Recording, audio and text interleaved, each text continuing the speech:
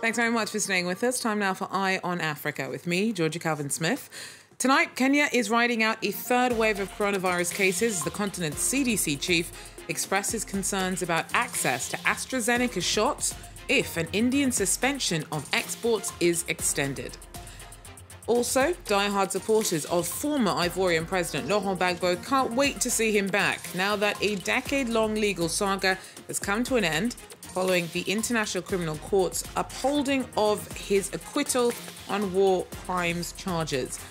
And escapees from the northern Mozambican town of Palma bear the physical and mental scars of the extremist attack over a week ago that forced tens of thousands from their homes. But first, the head of Africa's Centres for Disease Control, or CDC, has warned that India's temporary suspension of exports of AstraZeneca's Covid-19 shot could have a catastrophic effect on African immunisation schedules if it's extended.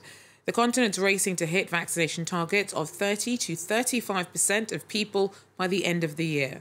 Some countries have seen a recent spike in cases, including Ethiopia, Somalia and Kenya, from where our team reports. Several 100,000 people come through the centre every day. Nurses are first vaccinating police, doctors, teachers, and those over 58 years old. People are willing to get vaccinated. You know, it was open for public today. We've done a lot of work so far since morning, and we are still expecting to do more. 195,000 people have already received the AstraZeneca vaccine. The detection of blood clots in a handful of inoculated people held up the rollout of the doses in Europe. There is still uncertainty among the population. There's a bit of fear in some people. We are educating them on the contraindications and what to expect. And they are okay with it. There aren't enough doses to stop the third wave, so the government has sealed off 5 of the worst affected counties. Schools, sports grounds and restaurants have been closed. He announced it when we least expected, and it was the time that the business had started growing. We started picking up from the previous damage that we had. We had to close down for the lockdown. It really affected us because for the Easter, we really had our plans. The doctors' union says these measures are difficult but necessary as intensive care units remain full and oxygen cylinders empty. It's a step in the right direction, which I'm happy about, and I think we could do more. Part of it is teaching ourselves the culture of always having a mask on, washing our hands. If we inculcate that habit in ourselves, we might not need those strict measures that have been put in place. The third wave is expected to peak in May. The government will keep these measures in place until then and hopes to receive more vaccine doses before they run out of stock. Well, doctors in Nigeria's public hospitals started a strike on Thursday over paying conditions. Medics are frustrated over a lack of beds, drugs, protective kits and outstanding pay. Authorities are worried that the impact that the strike will have on tackling the pandemic and plans for administering of 40 million vaccine doses. Whilst in Bamako meeting with Mali's interim president on Thursday, France's defence minister said that she was defending soldiers' honour as she again denied that a French airstrike in the country killed civilians. A UN report out this week found that 19 were killed at a wedding celebration in Mali in January. Florence Parly insists only terrorists were targeted. Liberians have rejected proposals to shorten presidential terms and allow dual nationality. On Thursday, the Electoral Commission delivered the results from a referendum that was held in December on changes that President George Weah argued would stop politicians from staying in office too long. None of the propositions got the two-thirds majority needed to pass. And the African Cup of Nations will kick off in Cameroon next January the 9th and last for a month. The 24 qualifiers for the tournament will be decided in a draw to divide them into 6 groups. That will happen on June 25th. Only one qualifying place remains. It'll go to either Benin or Sierra Leone, whose Freetown fixture this week was rearranged. Sierra Leone trails Benin by 3 points in Group L. Now, survivors of a brutal attack on the northern Mozambican village of Palma continue to arrive in the southerly port of Pemba on Thursday. Many had spent days hiding in the bush. Tens of thousands fled and dozens were killed when extremists attacked Palma on March 24th as part of a violent Islamist insurgency that started in the province of Cabo Delgado in 2017. The military is still trying to retake the village, and the full scale of casualties there is still unclear. Many who made it out have been deeply traumatized, and aid workers are struggling to look after the displaced. Alain Cassa from Doctors Without Borders tells us more about the flight from Palma. For the moment, the situation is still chaotic because imagine after more than 1 week, the people run away from the village, and the majority of these people are still hiding in the bush, as you mentioned. More or less between 7,000 and 10,000 people, they managed to reach a safe place in the western part or in the southern part of the province. But we are still with a lot of people, more or less 5,000 people waiting to be evacuated to Pemba. And what we see is people, they are running out of food or water, so the situation is still very confusing. And of course, Palma is still is not safe for the moment. And escapees are still turning up all over the place, Anna. What state are they in and what resources are available to look after them?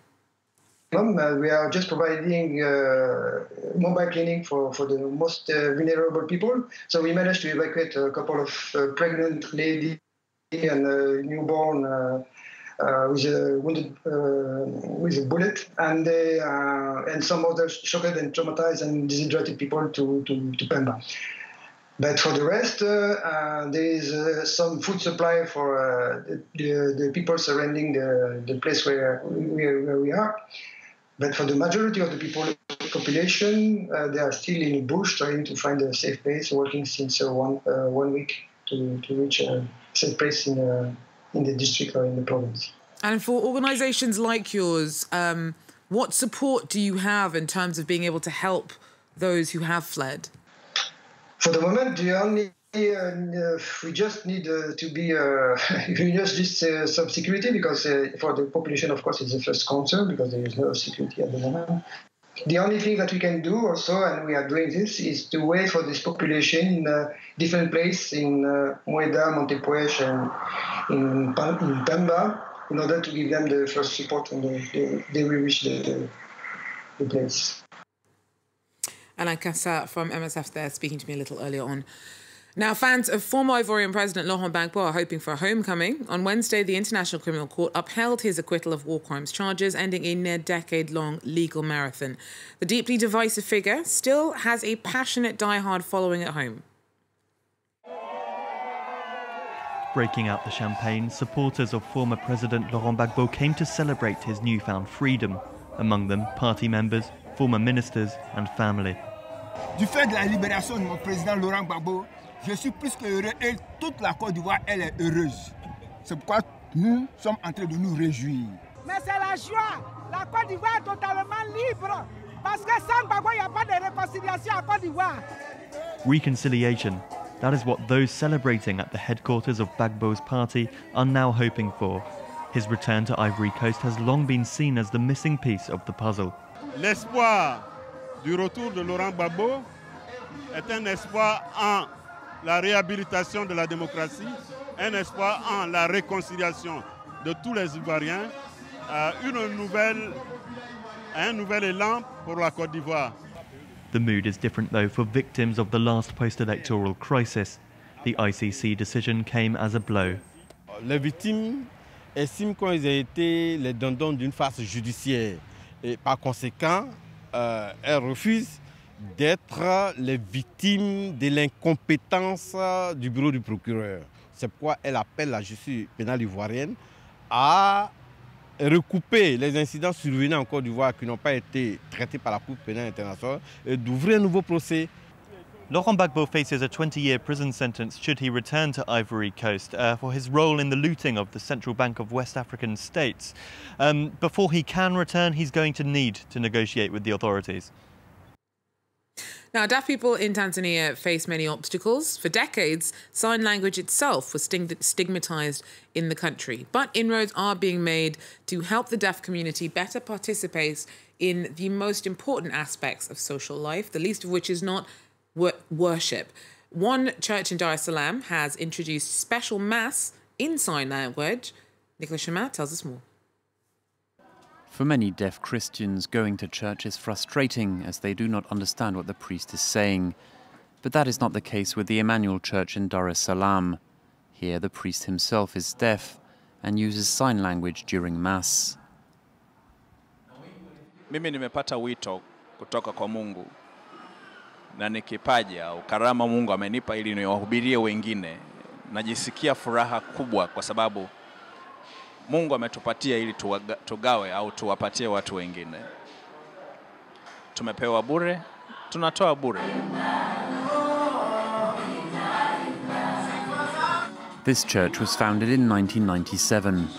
Nilikuwa nasali kanisa la kawaida la watu ambao wanasikia.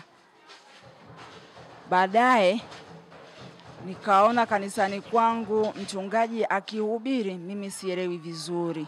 Nikaamua kuja kusali hapa kwa sababu hapa wanahudumia watu maalum.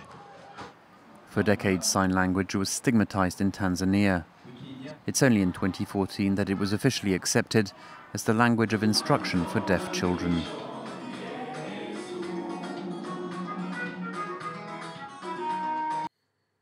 Well, that's it for Eye on Africa. Thanks for joining us. Do so again. Take care.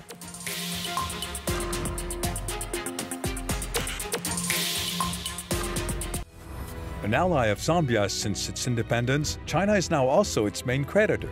Chinese expats and investors dominate huge swathes of the economy. Here we're investors, we make some money, but we also considering how the situation for our Zambia people. Chinese influence is so great, some say it looks like new colonialism. The reality now is that you are safer being Chinese in Zambia than being in Zambia. 我们需要他们，他们也需要我们。 An investigation into the heart of Chinese Africa in Reporters Plus on France 24 and France24.com.